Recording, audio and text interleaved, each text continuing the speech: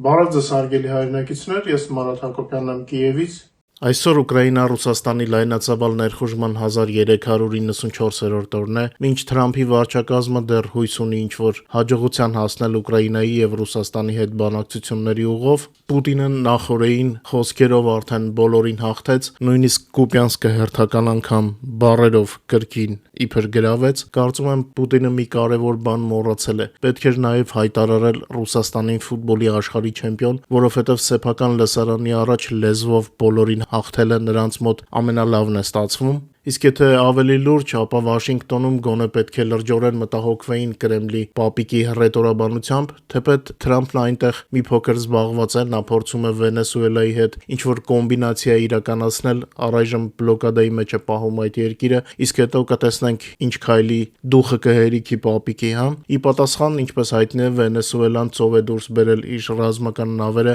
սեփական առևտրային և նավթատար նավերը պաշտպանելու համար Թրամփի ուժերից, մենք փաստորեն տեսնում ենք մի պատկեր, որտեղ Նոբելյան խաղաղության մրցանակի հավակնորդը պատրաստվում է պատերազմ սկսել, դե ունիկալ մարդ է Թրամփը, հոզորով չի։ Ուկրաինայի նախագահ Վլադիմիր Զելենսկին մեկնաբանելով վերջին բանակցային գործընթացները հայտարարել է, որ Մոսկվան արդեն հիմա ակնարկում է, որ 26 թվականը Ռուսաստանը դիտարկում է որպես հերթական պատերազմի տարի, այսպիսով նախապես մերժելով բոլոր առաջարկները։ Իդեպ Զելենսկին այցելել է Բրյուսել, սպասվում են նոր կարևոր բանակցություններ, միևնույն ժամանակ Եվրոպայում փորձում են որոշել Ուկրաինային ֆինանսական աջակցության տրամադրման ձևաչափը, այսպես կոչված հաշվապահությունը, թե որ գրպանից պետք է գումարը կամ ռեպարացիոն վարկի միջոցով Կրեմլի սառեցված ակտիվների հաշվին, կամ էլ փորձում են գտնել այլ մեխանիզմ, սա պետք է առաջիկա 2 տարիների համար, դրանից հետո Եվրոմիությունը կարծես ցանկանում է պատերազմի ծախսերը ընդհանուր բյուջե մտցնել, կտեսնենք թե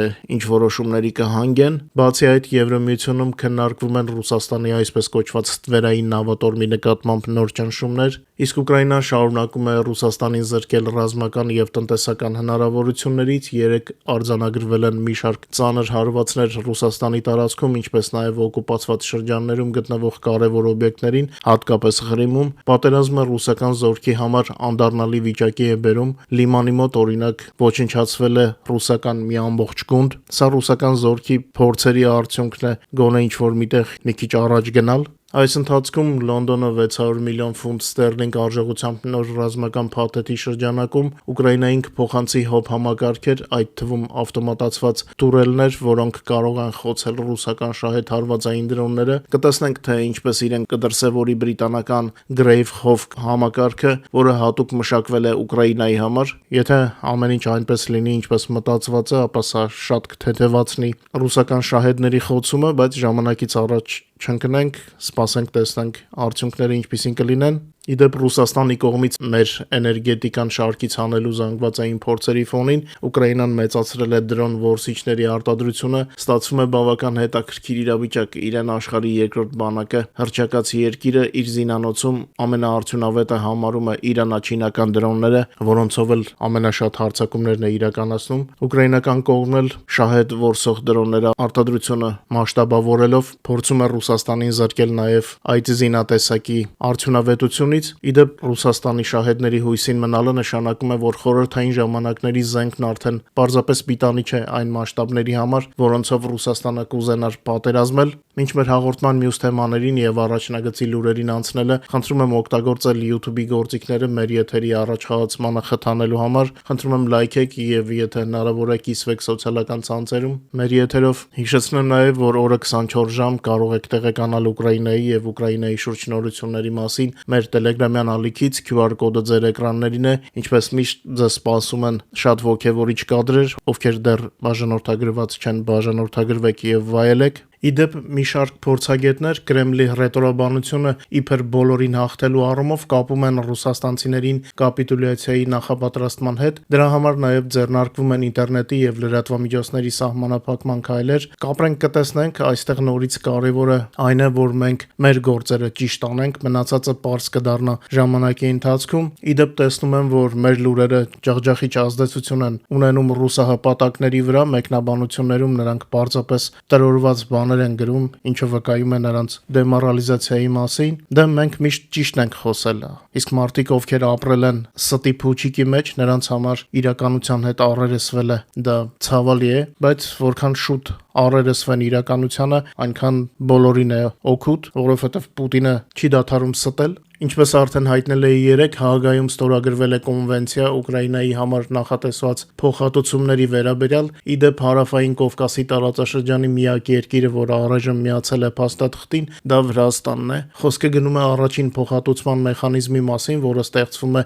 արդեն պատերազմի ընթացքում։ Այն ճանապարհ է բացում վնասների արձանագրման եւ իրական փոխհատուցման համար միլիոնավոր ուկրաինացիների համար։ Սա բացարձակապես հումանիստական փաստաթուղթ է եւ դրան միացած երկրները հաստատում են միասնական արժեքները։ Հուսանք, որ Հայաստանը նույնպես մի օր կմիանա այդ փաստաթղթին, որը երկիրը կներկայացնի բոլորովին այլ լույսի ներքո, այլ ոչ թե այնպես ինչպես հիմա։ Շատերը Հայաստանը ընկալում են ցավոք որպես Ռուսաստանի դաշնակից։ Մեր լսարանի խնդրանքով մի փոքր ավելի մանրամասն կներկայացնեմ օրերս կայացած Ռամշտայնի խմբի նիստի մանրամասները։ Ինչպես գիտեք, մի շարք երկրներ Ռամշտայնի ֆորմատով ռազմական աջակցություն են տրամադրում Ուկրաինային։ Այսօր խոսենք օդային վահանի մասին։ Գերմանիան, Մեծ Բրիտանիան եւ Նիդերլանդները հայտարարել են Ուկրաինայի հակաօդային պաշտպանության ուժեղացման համար նոր մատակարարումների մասին։ Փաստացիորեն Ուկրաինայի օդային վահանը ստանում է նոր ուժեղացում դաշնակիցներից։ Բերլինը արդեն փոխանցել է Ուկրաինայի զինված ուժերին Պետրիոտ տեսակի 2 զենիթահրթիռային համալիր, ինչպես նաև հերթական արդեն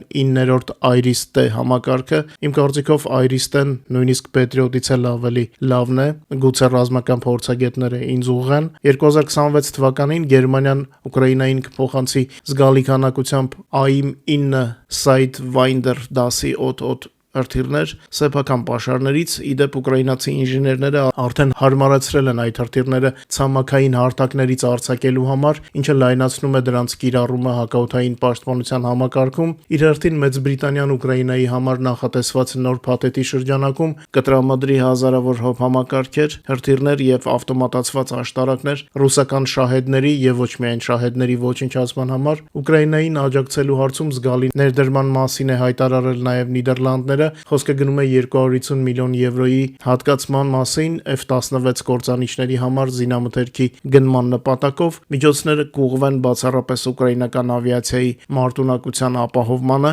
Բացի այդ, Նիդերլանդները մտադիր են արագացնել Ուկրաինային լրացուցիչ ռազմական օգնության փոխանցումը 700 միլիոն եվրոյի չափով։ Այդ միջոցները նախատեսվում է տրամադրել նախորդ նախատեսված ժամկետներից ավելի շուտ երկրի պաշտպանական կարողությունները հնարավորինս արագ ուժեղացնելու համար։ Իդեպ դրոնների արտադրության ոլորտում Ուկրաինան նվաճում է նոր հորիզոններ։ Ուկրաինայում կֆինանսավորվի սեփական մշակման հրշեջ դրոնների ստեղծումը, վտանգավոր գործընթացների մեխանիզացիան կամ դրոնիզացիան պահպանում է ոչ միայն զինվորների, այլ նաև փրկարարների կյանքը, որոնք պայքարում են ռուսական հարվածների հետևանքների դեմ։ Եվս մեկ լավ լուր Եվրոմիությունից։ Եվրոպական միությունը այսօր նոր սահմանափակող միջոցներ է կիրառել Ռուսաստանի ստվերային նավատորմի 41 նավթատար տանկերի նկատմամբ։ Այդ մասին 5 դեկտեմբերի 18-ին հաղորդել է Եվրոմիության խորհրդի կայքը։ Ռազմաճակատից խոսենք, ուկրաինացի զինվորականները հերթական ճշգրիտ հարվածներ են հասցրել ռուս ագրեսորների կարևոր օբյեկտներին։ Հայտնի է դարձել, որ Բելգրադի մարզի տարածքում նախորդին ոչնչացվել են S-400 զենիթահրթիռային համալիրի 2 արձակման կայանք իրենց ամբողջ զինամթերքով, ինչպես նաև խոցվել է 55 J6 ՆԲՈ ռադիոլոկացիոն կայան Ղրիմի ժամանակավորապես օկուպացված տարածքում գտնվող Գվարդիեյսկայի բնակավայրի շրջանում։ Իսկ Պրիմորսկի շրջանում Զապորոժիեի մարզի ժամանակավորապես օկուպացված հատվածում հարվածի տակ է ընկել օկուպանտների 76-րդ դեսանտահարձակման դիվիզիայի ստորաբաժանման վառելիքա-27-երի պահեստը, նաև ժամանակավորապես օկուպացված Դոնեցկի մարզի տարածքում խոցվել է դրոնների պահեստ Մակեևկայում, ինչպես նաև Դոնեցկում ոչնչացվել է օկուպանտների 114-րդ առանձին մոտոհրաձգային բրիգադի կենթանի ուժի կուտակումը։ Իր հերթին Ուկրաինայի անվտանգության ծառայությունը հարված է հասցրել Բելբեկ օդանավակայանին, ժամանակավորապես օկուպացված Ղրիմում Կրիմում, ոչնչացվել են հակաօդային պաշտպանության համալիրներ, ռադիոլոկացիոն կայաններ եւ MiG-31 ինքնաթիռ։ Դեկտեմբերի 18-ին Ռուսաստանի Ռոստովի մարզի տարածքում գտնվող ռազմավարական օբյեկտների դեմ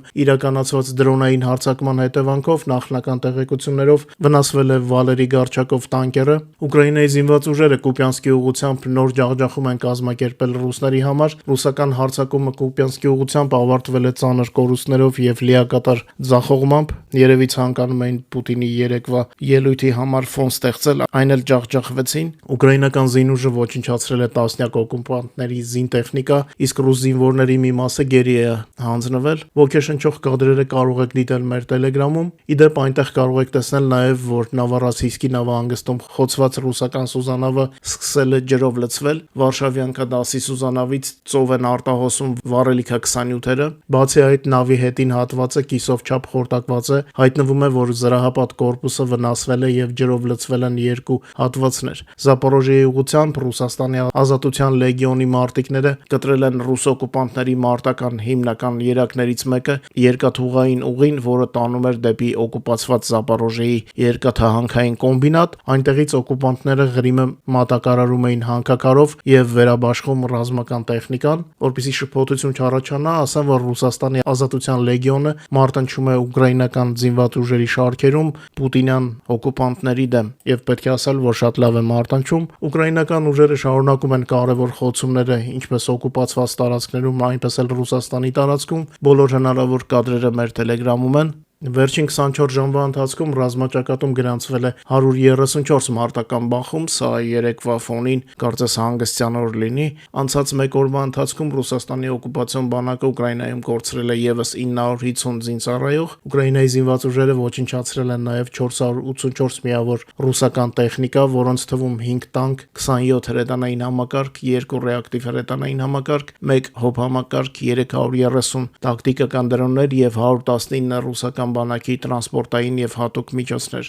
Ուկրաինայի գլխավոր շտաբի գնահատականով լայնամասշտաբ պատերազմի սկսվելուց ի վեր ռուսական զորքերի ընդհանուր կորուստները կազմել են արդեն 1,193,300 օկուպանտ։ Գենշտաբի ռելիզը ձեր էկրաններին է։ Իդեպ ռուսական բանակը սադրանք է իրականացրել Էստոնիայի սահմանին։ Սա պուտինյան բլեֆներից մեկն է, իրենց արևին ուժ են ցուցադրում, Եվրոպային են փորձում վախեցնել։ Մի 20 րոպեով ռուսները անցել են Էստոնիայի սահմանը եւ հետ վերադարձել։ Սա եւս մեկ անգամ վկայում է, որ Պուտինյան Ռուսաստանը շարունակում է ռոպագանդիստական փուչիկներ փչել, հա։ Այսքանով ավարտեմ մեր այսօրվա հաղորդումը։ Խնդրում եմ չմոռանաք լայքել եւ տարածել մեր եթերը, եւ իհարկե ովքեր դեռ բաժանորդագրված չեն, խնդրում եմ անպայման բաժանորդագրվեք։ Ձեզ մաղթում եմ ամենալավն ու բարին, իսկ մենք հուսամ կհանդիպենք արդեն վաղը էլ ավելի լավ լուրերով։ Բարով մնաք։